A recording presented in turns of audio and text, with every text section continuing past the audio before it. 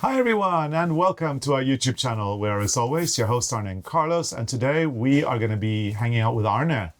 Actually you will be around because we're going to do an episode on genealogy. Yeah. And I don't think I know all the English words, so you have to be close by to help you. It will be so messy here, yeah. So I probably need that chair and a lot of space. Yeah, due to space constraints I'm going to have to move, so I'm going to leave the frame, but I'm still going to be in the room, yeah. So in case Arne needs me, he will be able to ask me. And if you're wondering, we are in Arne's studio, and as you can see there's a lot of stuff going on in here and there's almost no space for me. So I'm going to be getting up and leaving, but I am in the frame, and then I'll be back at the end of the episode. And you're to not say into bye. This genealogy. Not as much as you are, so take it away, Arne. I can show you how I do it. Okay? And I'm still here. Yeah. So first I have to explain why I started with this, because I grew up with grandparents and great-grandparents, and there was a lot of storytelling in the house. So since I was very young, I got all the information about family. And when I grew up, like cousins were close, but also like second cousins and third cousins. We knew a lot of these people because they were all in the same area. So I started to talk with my grandmother and I got a lot of information. The first things I found was actually in old Bibles and also in old papers that we have in the house. So when we did this book, the book about how, what's that English title again, Carlos? Make Your Own Idea book. Yeah, when we did that book, we also had a chapter on genealogy, and here's a picture of a New Testament that was my grandmother's New Testament. And what was normal back in the old days was that people actually put a lot of information in the old Bibles and the Testaments. So this is my grandmother when she was born, my grandfather, and then my father. And then we had another Bible where my great-great-granduncle had written down all his siblings. So that's also, these are kind of the beginning where you can actually find things. And it's also important, if you want to do your genealogy, talk to your parents or grandparents and talk to people. Get all the information you can get before it's too late. That is very important. But then, like in my family, we have a lot of old papers. So there's a lot of things I have borrowed from home, which I'm going to take photos of these papers and I'm going to try to translate what it said. So this is actually stories about the farm where I grew up. This paper is from 1880. You see, with the stamps and things. So it's 1880. It's beautiful. And there's a lot of information on this one, which is, it's really hard to read, so it takes time to try to understand it. But they had a really beautiful handwriting in the old days. So this is just a piece, 1842. But this is all. So, but this takes time because it's really hard to read. And you have this. All documents, 1910. So all these things are things I'm going to go through now and try to understand. And then when you're from Norway, it's actually it's quite easy to find a lot about your family, because I think every region in Norway have their own books. And I have a lot of books from the region where my family came from. So that this is Åseral, this is God or what's that, Carlos? Farm and family stories. Yeah, family line or family line. So this is from an area in the south of Norway called Åseral. So in this book there's a lot of information. And then this is where my mother grew up, Laudar. More information. And then we also have, these are new books which are made now where I come from in Gausdal. They have farms and families in Gausdal, and in these books you can find a lot of information. So I collect everything I can find, and then I also, sometimes I do check family trees on the internet and like my heritage and things like that, but I always double check. If I can double check it in books, I like to do that because I have found some big mistakes in those sites because no one is checking. It's just people who write it down and just based on I don't know what sometimes. And I also found this one. This is from Setesdal, where my grandmother came from. We have 2 of these books, a lot of family history. And then I also have some old books with people from the family who have collected names and stuff. This one is a really old one that I had to put in plastic because it was broken. But there's a lot of things. And I'm starting now, I go through all these books and I'm writing it up again. And I'm double checking. So this is one family, the side of the family. This is another one. This is a lady from America who came to Norway. Her name was Selma S. Kastberg in 1976. And she collected a lot of family history from another side. I think this is one of my great-grandmother's sides. And I haven't looked through this book for a long time, and suddenly I found this artist, James Bakke. He was an artist, I think he was from Montana or something. Moose moose. Moose moose. Sorry, I just have to... So Freya, no, Freya is always barking don't at the even moose. think about it. So these are also things, if you find things like this, collect it. Because it's very valuable. And then I have been working a lot on collecting all the names and things, and I go way back. I go back to as far as I can. So there are like people who are from fairy tales and they're all kings and stuff. But I collect them in these albums, and this one is a little bit outdated now, so I have started over again. And yeah, there's like I have 3 of these. So and all this has now to be written over again because things are happening. And then it's not always enough to have the names of the people. I also like to collect stories you can find about the people. I write down things that happened that year. Like I try to understand the time that people were living in. And in Gudbrandsdalen, we also have these old books. It's like the yearbook from Gudbrandsdalen. There was one every year. This is from 1954.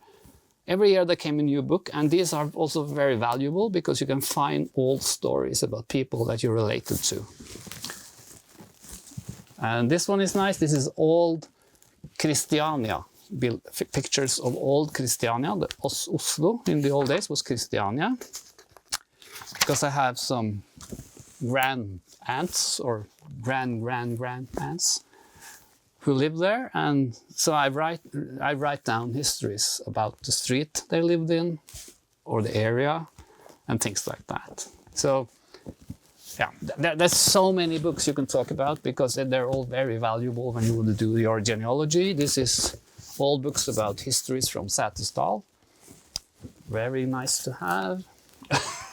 And now I'm disappearing behind books, Carlos. Yeah, I can see that. And then when I do my genealogy, you see on the computer here, I have this tree. I made a family tree, so I can fill in names. And when you have all the names on a family, it looks like this. So you can start on the stammen på treet, what's that called? The stem? Stem? The stem of the tree. There you put your name, or you put the name of the person in the outside when you want to go further. So first you, then your parents, and then it goes on with parents, like father and mother and father and mother. And on this tree, you see there's a lot of lines or branches missing. So this one goes from this guy Simon and his 3 daughters. And I'm related to all of these 3 daughters. I'm still working on this tree now, and you see it might make some really nice lines when you make trees like this. And this I do in Photoshop. And then I have also a system I use when I do the family stories. So I can write down here so you can see.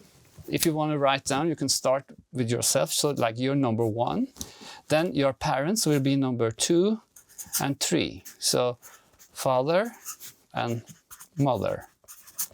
Then your father's parents will be number 4 to 5.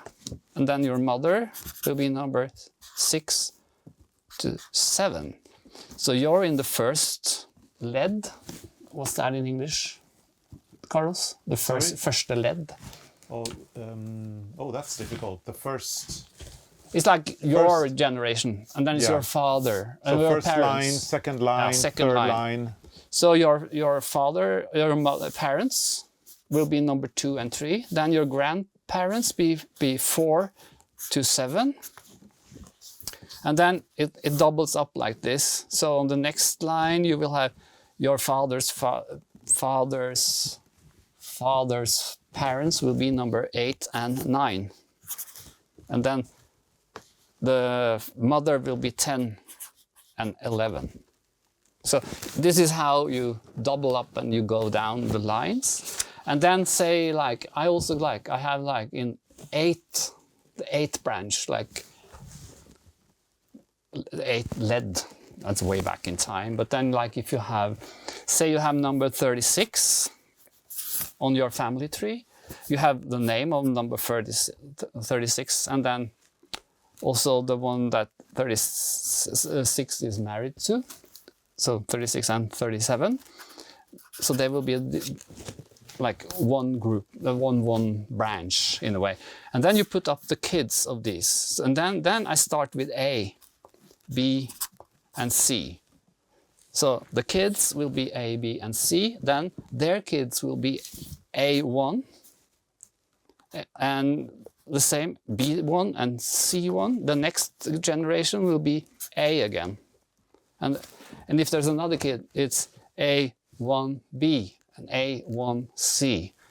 And then it goes on like this with numbers and letters.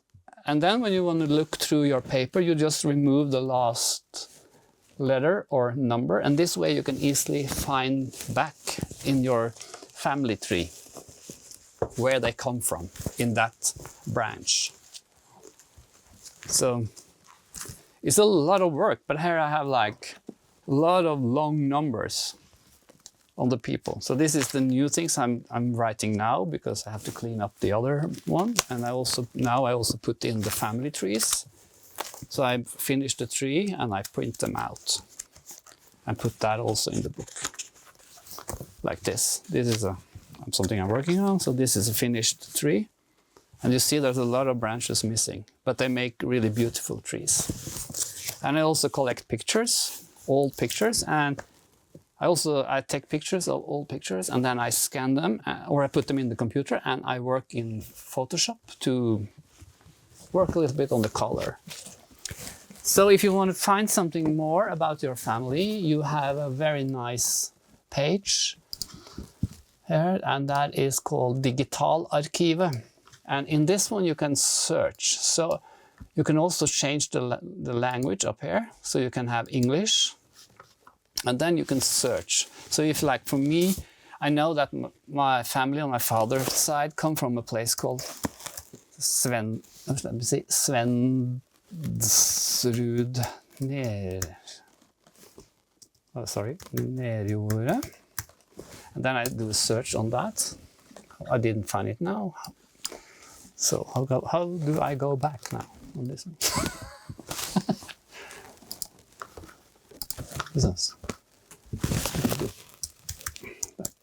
Take this one.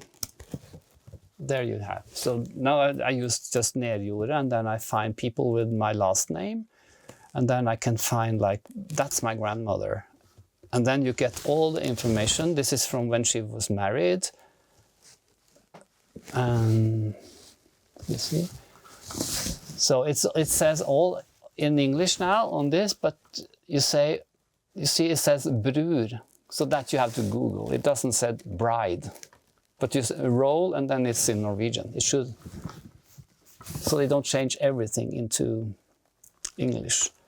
And then my grandfather, and then you can see who was the father of the the groom and the father of the bride. So this is a very nice place where you can search, but you need to know when people are born. You need to know the real name. And if it's Olsen or Hansen or something, it can be really hard. Then you really need to know the name. And you also need to know that in the end of the 1800s, they stopped using like Ols daughter and Hans daughter. So if you were like a Ols daughter, you became Olsen. So it can be hard if you search for a Ols daughter, you can't find her if it's in the end of the 1800s because they changed. And we were on a cruise, when was that, Carlos? We went on the cruise with Hurtigruten, and there was a nice lady who came, and I helped her using this page to find. Could that have been the very famous cruise, the last thing we did before the pandemic shut everything down? Maybe it was. It probably was. I think it was, actually. Yeah, I'm sure it was. But that was really cool. It was that cruise. Yeah, because that lady came to Norway too. And we didn't know that was like her last, like her, what was on, what's it called? Oh, bucket list. Yeah. It was like a big thing she wanted to do. And she came and she told me that her family came from Norway. And I asked her, like, what's the last name and what's their name? And she said all the names. And I Googled it on this Digitalarkivet, and we found the family. And then you can also go and search in books. So I found all books where their family was mentioned. And then you go to the National Library. I don't know if they are in English, but you see on this site, you can actually search in books. So you have books, newspapers, and pictures and stuff. And I found a lot of stories from her family, and that was really nice. So we had a really nice time on the boat looking at the family, and she came from a very good family, so she was happy.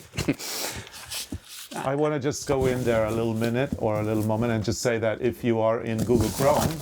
Come just... Oh, okay. So I just want to say that if you go to Google Chrome and the page in question is not in English and you don't speak the language of the page, there is the possibility to translate the page if you're on Google Chrome. So... And I'm not really sure exactly. I don't know how to demonstrate it here, so I'm not going to demonstrate it. However, if you want to translate a page using Chrome, all you need to do is Google it. Google how to translate a page using Google Chrome, and it will tell you exactly how to do it.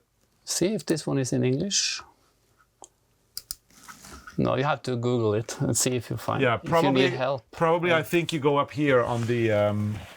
You go up here, and you get it translated. But your computer is in Norwegian, so. Yeah. But anyway, it is possible to do. But this page is really good because for Christmas we got an email from Annemor Sundme, who was one of our guests on the Setesdal series we did. Mm-hmm. Because we had some common family in Gausdal, where my father comes from. And then she said she had found 2 other lines in Setesdal, which we had something in common. And then I went to this page and I searched for books, and I searched for Bygland. And then like this, and then I found a lot of books. And this one, Gard og Ettersåge from Bygland. And in this book, I could actually find a lot of the stories and the names that she was talking about. And then This is from the library. This is from the National Library. But this you have to be able to read Norwegian. Yeah. But if you don't read Norwegian and you have family in Norway and you don't live in Norway, it's so easy to, you can actually contact local history. What do you call that? History? The historical association. Like associations or groups, because they probably have people who can help you.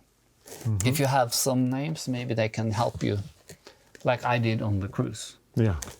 So I was searching through this, and I just write in all the names. If I'm looking for a name up here, you can write it down here, and then it pops up in these sites. And you can also go to newspapers, which I did the other day, which was very cool. I searched for my grandfather, so I write my grandfather's name, and I found my... Maybe I should leave. No.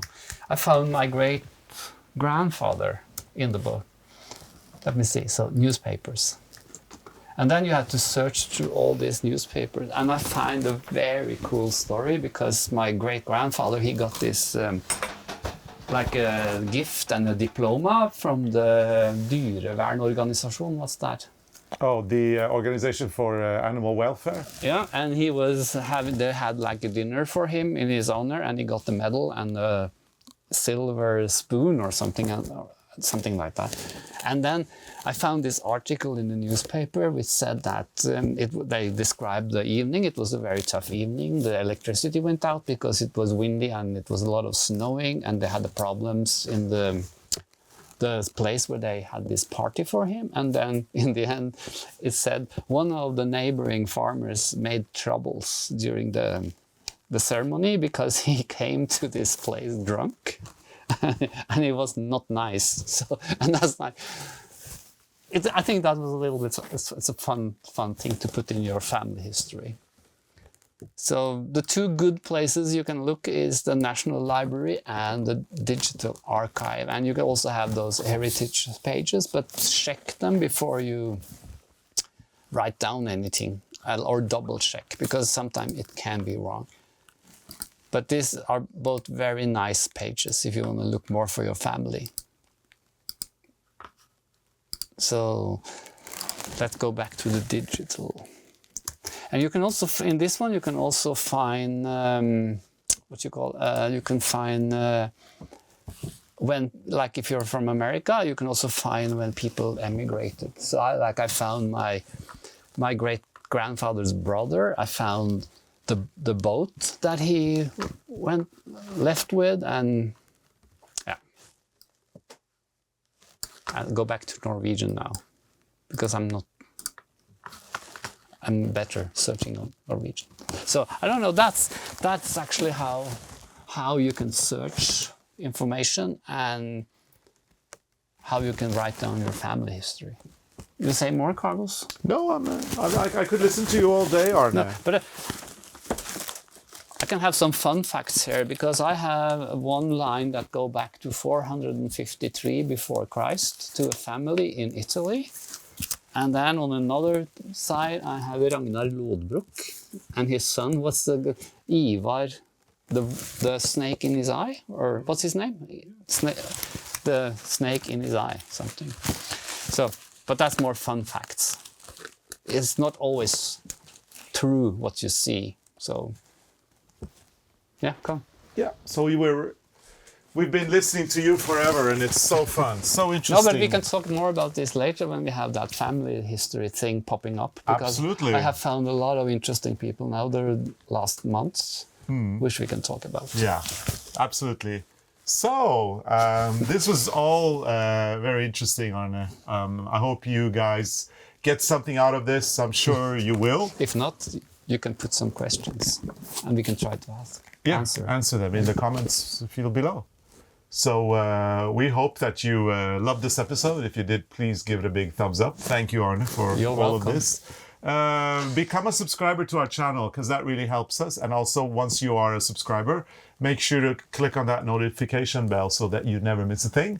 Get on the mailing list to find out all the exciting things that we're up to nowadays. And again, if you have any questions about the genealogy, put them in the comments field below. Yeah.